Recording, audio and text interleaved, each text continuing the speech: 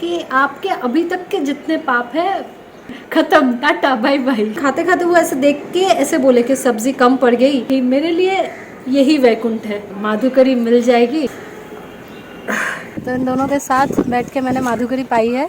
Radha Vallabh Shri Harivansh, Hare Krishna, Radhe Radhe to all the devotees. इस समय मुझे मतलब एक तो मेरे पैर में दर्द हो रहा है, एक तो मुझे समझ आ गया है कि दर्द किस लिए हो रहा है, और परिक्रमा अभी शुरू भी नहीं हुई है उस हिसाब से, और रास्ते पे ज़्यादा लोग है भी नहीं जो परिक्रमा कर रहे हैं। और शुरुआत में ही मतलब मेरा मोटिवेशन बोलो, डेडिकेशन बोलो, मेरा ना पूरा सब मतलब उसी वक्त हिम्मत टूट रही थी मेरी कि कैसे होगा।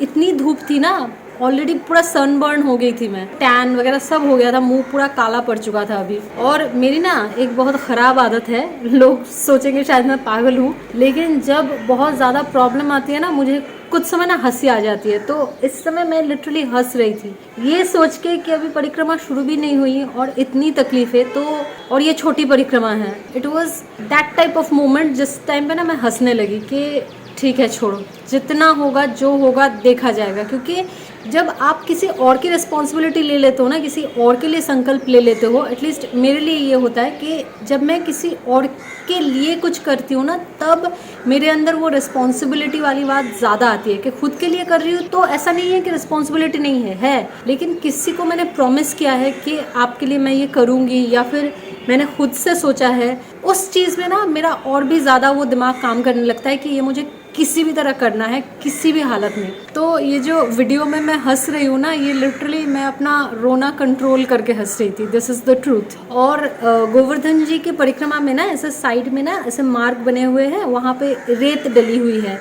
और रेत में थोड़ा थोड़ा कहीं पे मिट्टी भी है, मोस्टली रेत है, और बीच बीच में कहीं तो कंक्रीट का रास्ता भी है जहाँ से आपको जाना पड़ता है। तो वो रेत का जो पार्ट था ना परिक्रमा मार्ग में, वो रेत इतना ज़्यादा गर्म हो चुका था, मतलब लग रहा था जैसे तवे पे सेक के उस रेत को वहाँ रखा गया है और पैरों में चुभ रहा है वो रेत। परिक्रमा मार्ग में ना बहुत सारी जगहों पे सीट्स बने हुए हैं बैठने की जगह, कई कई जगह तो इतने बड़े हैं कि वहाँ आप अगर चाहो तो थोड़ी देर के लिए सो भी सकते हो, इतने बड़े सीट्स बने हुए हैं, कहीं कहीं छोटे सीट्स बने हुए हैं। तो अगर मान लो कि गोवर्धन जी की परिक्रमा में 100 सीट्स बने हुए हैं, 100 सीट्स, आई थिंक मैं 99 सीट्स में बैठी हूँ, मतलब 100 जगह बने हुए हैं बैठने के, तो मैं 99 जगह में बैठ चुकी हूँ। I was so tired and so devastated by that time of परिक्रमा। अब आता है वो पार्ट जो सिर्फ गोवर्धन जी के परिक्रमा में ही नहीं, मेरे इस वृंदावन के ट्रिप में राधा जी की एक असीम कृपा और मेरा one of the most memorable time था। क्योंकि परिक्रमा मार्ग राइट साइड पे ही है सड़क के, मुझे अपनी राइट साइड पे दिखे 2 भैया जो बैठे थे, और वो लोग खाना ऐसे निकाल रहे थे, रोटियां, सब्जी। मैं ये मोमेंट बोल रही हूँ ना, मुझे मतलब मैं बोल नहीं पा रही हूँ, मेरा इतना ज़्यादा गला भर आ रहा है कि मुझे पता नहीं मुझे क्या हुआ। उन दोनों को जब देखा मैंने, अचानक से राधा जी की कौन सी कृपा आ गई मेरे अंदर, ऐसे कभी मैंने कभी ऐसे नहीं पूछा। मैं जैसे ही उन दोनों भैया को देखी कि वो लोग खाना परोस रहे हैं, रोटी सब्जी और सब छाछ वगैरह कुछ था, मैं जस्ट रुकी उन दोनों के सामने। उन दोनों ने मेरी तरफ देखा, मैंने बोला आप लोग ब्रजवासी हो? उन्होंने बोला हाँ।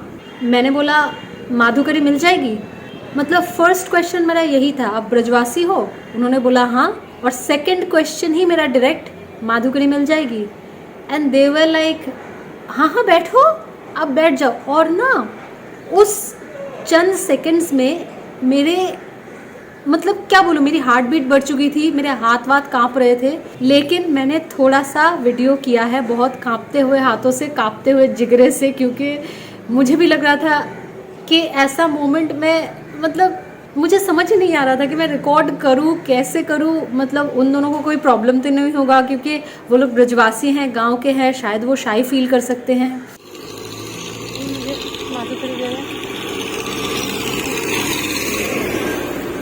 ये मोमेंट ना बहुत फास्ट हुआ, बहुत फास्ट। जब आपकी ज़िंदगी में कोई खुशी का वक्त या फिर ऐसा कुछ होगा जो आपने अनएक्सपेक्टेडली खुशी के अच्छे मोमेंट आपको मिल गए हैं, वो देखना बहुत फास्ट मतलब हो जाते हैं। मैं बैठी और मैं उनसे बात करने लगी कि आप लोग कहाँ से हो, तो उन्होंने बोला कि मथुरा से हैं। तो मैंने बोला कि आप लोग यहाँ पे क्या कर रहे हो गोवर्धन जी में?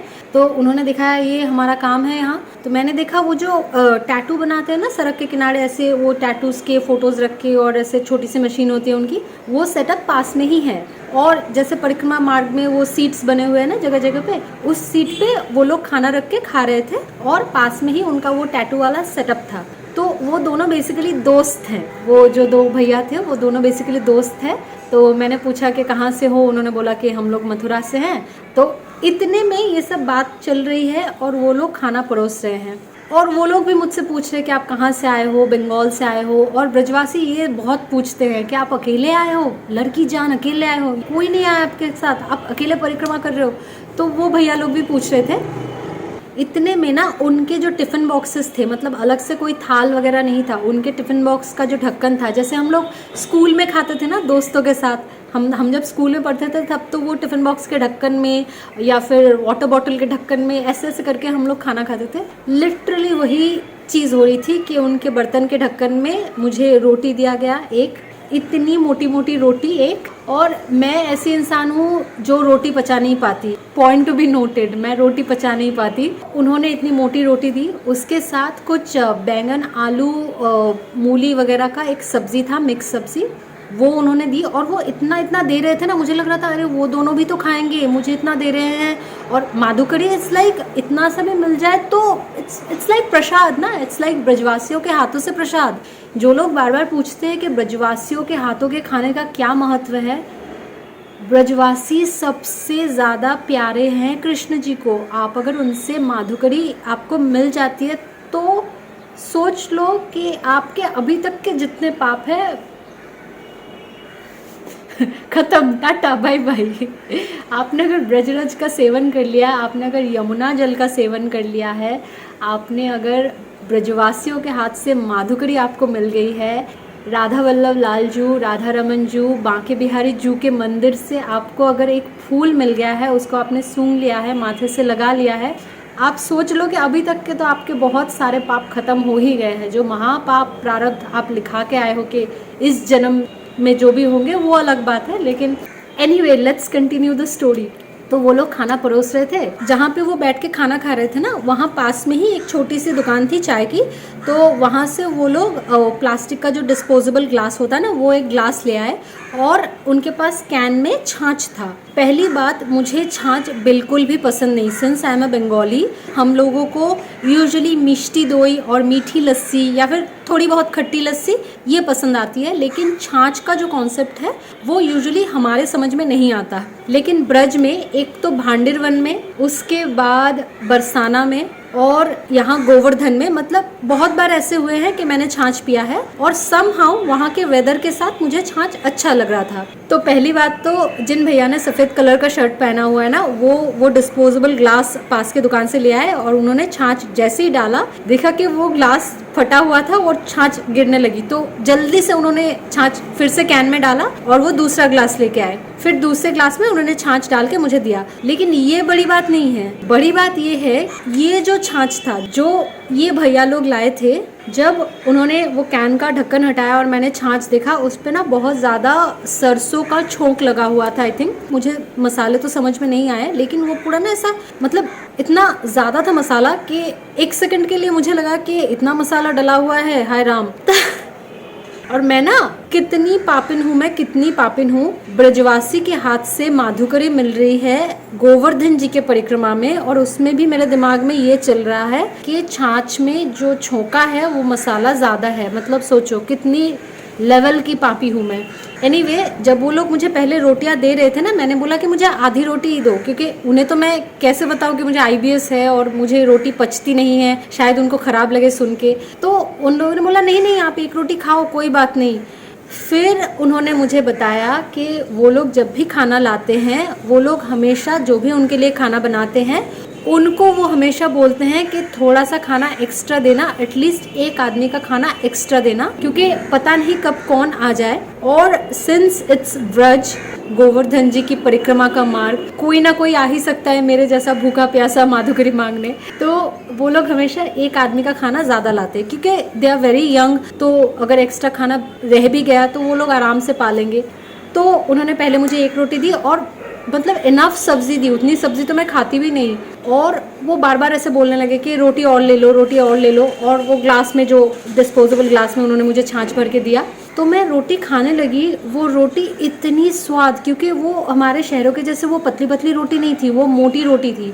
और ये सारी चीज़ें ना हम डिस्कस कर रहे थे, हम तीनों वहाँ पे बैठ के, और उसके बीच बीच पे मैं बहुत थोड़ा थोड़ा मोमेंट रिकॉर्ड कर पाई हूँ, क्योंकि इतना मतलब क्या बोलूँ, इतनी कृपा का मोमेंट था ये मेरे लिए। मैं मतलब अंदर से इतनी ज़्यादा मतलब खुश बोलूँ या क्या बोलूँ, कृपा का अनुभव मुझे हो रहा था कि उतना ज़्यादा मैं रिकॉर्ड भी नहीं कर पाई। तो कभी हम रोटी के बारे में बात कर रहे हैं, मैं बोल रही हूँ कि ये रोटी तो शहरों में नहीं मिलेगी, तो वो रेड टी शर्ट पहने जो भैया है ना, वो बोल रहे हैं कि अरे ये घर की बनी हुई रोटी है, इस रोटी में शक्ति है, ऐसे बोल रहे हैं। मैंने बोला शक्ति तो है, लेकिन स्वाद भी बहुत है, और सब्ज़ी भी मुझे उन्होंने इनफ दी थी। तो रोटी खाते खाते क्या हुआ, जब सब्ज़ी कम होने लगी, वो भैया ना जो रेड टी शर्ट पहने थे, वो कॉन्स्टेंटली मेरे मतलब जो टिफ़िन बॉक्स के ढक्कन में मैं खा रही थी उसकी तरफ कॉन्स्टेंटली वो चेक कर रहे थे। जैसे हम किसी अतिथि को खाने देते हैं ना, तो हम कॉन्स्टेंटली उनके थाल को चेक करते हैं कि कहीं कुछ कम नहीं पड़ जाए, मतलब और किस चीज़ की ज़रूरत है। तो वो कॉन्स्टेंटली मेरे प्लेट मतलब वो ढक्कन की तरफ देख रहे हैं, और उन्होंने लिटरली ऐसे बोला कि सब्जी कम पड़ गई, मतलब वो खुद खा रहे हैं, लेकिन खाते खाते वो ऐसे देख के ऐसे बोले कि सब्जी कम पड़ गई। मैंने बोला भैया सब्जी बिल्कुल कम नहीं पड़ी है, आपने जितना भी दिया है, आप अगर एक टुकड़ा भी देते मेरे लिए वो बहुत कृपा का बात होता। आपने तो पूरी रोटी, सब्जी, छाछ सब कुछ दिया है। और उन रेड टी शर्ट पहने भैया ने कम से कम 3 से 4 बार मेरे उस कहे हुए लाइन को रिपीट किया है खाना खाते खाते, कि कैसे बोला इस लड़की ने, माधुकरी मिल जाएगी, इसको पता है माधुकरी क्या है। मतलब वो खुद इतने खुश थे इस बात से कि मैं माधुकरी मांग रही हूँ उनसे। तो ऐसा होता है ना कि आप किसी से माधुकरी मांग रहे हो, वो दे रहे हैं, दैट इज़ फाइन, लेकिन वो खुद मुझसे ज़्यादा खुश है कि वो मुझे माधुकरी सर्व कर रहे हैं। हाँ, रामेश्वर, रामेश्वर जी। और आपका? जगमोहन जी। तो इन दोनों के साथ बैठ के मैंने माधुकरी पाई है। ये दोनों मथुरा से, दोनों ही मथुरा से हो? तो रोज़ आना जाना करते हो ऐसे? नहीं, यहीं पे रहते हैं। यहीं पे रहते हो? अच्छा। तो ये बहुत बहुत ज़्यादा फुलफिलिंग एक एक्सपीरियंस था मेरे लिए। मैं इसको शब्दों में बयान कर ही नहीं सकती, इट्स नॉट पॉसिबल। मैं जितना भी आपको डिस्क्राइब करूँ ना, मेरे माइंड में उस समय जो चल रहा था, वो रोटियाँ, वो सब्ज़ी और वो छाछ, फिर मैंने ऐसे देखते, मैंने मतलब कुछ सोचा नहीं ऑनेस्टली तब, कि छोड़ो जो है मैं पी लेती हूँ गटाक से। मैं उसको मैंने पिया। इट वॉज द बेस्ट छाछ एवर इन दिस वर्ल्ड। किसी भी जगह का कितना भी अच्छा और असली छाछ मैं पी लूँ, ट्रस्ट मी, मैं लिख के दे सकती हूँ, उस छाछ के मुकाबले वो नहीं आएगी। मतलब वो जो मसाले मैं जज कर रही थी ना, वो मसाले कुछ लग ही नहीं रहे हैं, मुंह में आते ही पिघल जा रहे हैं वो मसाले। और इतना बैलेंस्ड उसका टेस्ट, इतना सुंदर, क्योंकि मुझे ऑथेंटिक छाछ जो होता है उसका एक्चुअली टेक्सचर क्या होता है, कैसा वो टेस्ट करता है, ये मैंने मेरे भाई से सुन के रखा था। लेकिन मुझे बेसिकली कोलकाता में पैकेट में जो छाछ मिलता है उसका टेस्ट तो you can not compare with original छाछ। इसकी वजह से मुझे छाछ पसंद नहीं था। लेकिन वहाँ जब मैंने वो वाला छाछ खाया और वो माधुकरी वाला छाछ, it was heavenly, it was heavenly. और सोचो छाछ की इतनी तारीफ कौन कर रहा है, मैं जिसे पर्सनली छाछ पसंद नहीं, और एक बंगाली जिनको मिष्टी दोई पसंद है, मीठी लस्सी पसंद है, ऐसा एक इंसान मतलब पागल हो गया वो छाछ खा के लिटरली। एक ये ऐसा एक टाइम था ना, मैं थोड़ी सी इमोशनल हो जा रही हूँ ये बताते हुए, लेकिन जहाँ हम बैठ के खा रहे थे वहाँ पास में एक बछड़ा बंधा हुआ था। तो वो रेड टी शर्ट वाले भैया ना, उस बछड़े को एक रोटी दिया उन्होंने, फिर उन्होंने उसको थोड़ा सा छाछ भी दिया था, वो मैं रिकॉर्ड नहीं कर पाई। लेकिन पास में जहाँ पे मैं खा रही थी वहाँ पास में गिलहरी भी थी, जो वो जो रोटी का टुकड़ा वगैरह मतलब गिर रहा है वो भी खा रही है।